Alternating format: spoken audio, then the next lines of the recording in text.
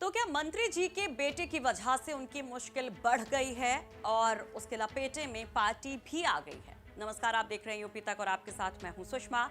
हम बात कर रहे हैं अजय मिश्र उर्फ टेनी की, जिनके बेटे आशीष मिश्र उर्फ मोनू पर गंभीर आरोप लगे हैं और इस मामले में अब तिकोनिया थाने में मामला भी दर्ज कर लिया गया है, एफआईआर भी हुई है और आशीष मिश्र उर्फ मोनू के खिलाफ गैर इरादतन हत्या का मामला दर्ज किया गया है। आशीष के साथ साथ यहां पर 15 से 20 अज्ञात लोगों के खिलाफ भी मामला दर्ज हुआ है। तो आपको बताते हैं कि आखिर किन किन धाराओं में ये मामला दर्ज किया गया है। दफा 147, 148, 149, 302, 120 भी 304 के तहत मुकदमा दर्ज हुआ है, यानी कि हत्या, गैर इरादतन हत्या को लेकर ये मामला दर्ज हुआ है।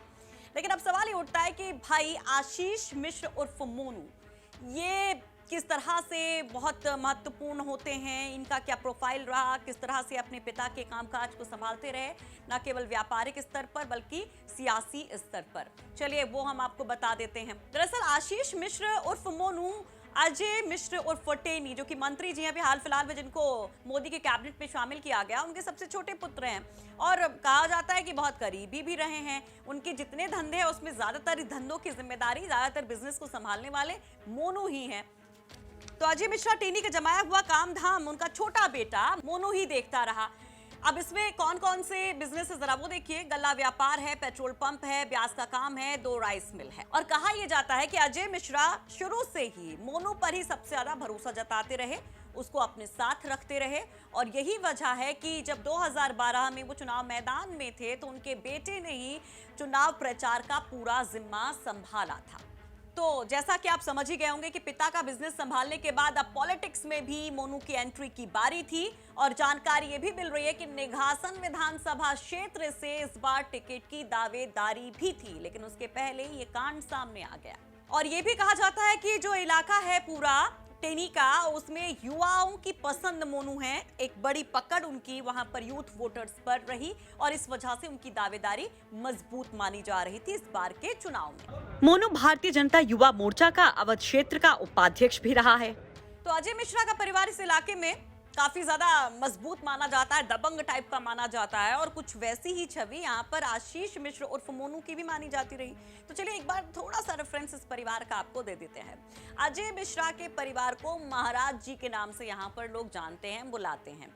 अजय मिश्रा के भाई की अगर हम बात करें तो राजीव मिश्रा उनका नाम है। 2004 में वो खाद्यान्न घोटाले में आरोपी बनाए गए थे और इसके पहले अजय मिश्रा पर भी कई सारे आरोप ऐसे लगते रहे। फिलहाल ये जो नया मामला है जो चुनाव से ठीक 4 से 5 महीने पहले आया है, उसमें लाजमी है कि ये मामला और गंभीर होता जाएगा, गहराता जाएगा और जैसे कि मांग भी होने लगी है, वरुण गांधी की तरफ से भी एक चिट्ठी मुख्यमंत्री को लिखी गई है और ये कहा गया है कि इसमें हत्या का मामला दोषियों के खिलाफ दर्ज हो और निष्पक्ष कार्रवाई की जाए।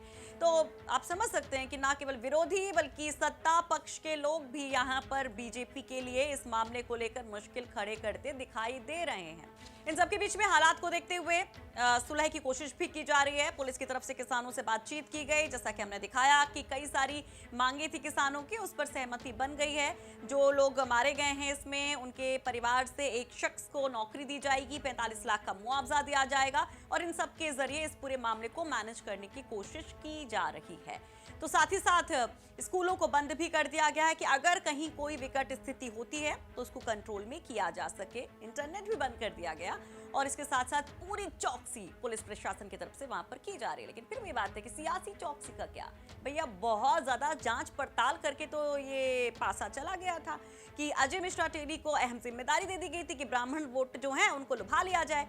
लेकिन क्या बीजेपी के लिए यही दांव उल्टा पड़ गया इस कांड के बाद? ये सबसे बड़ा सवाल है।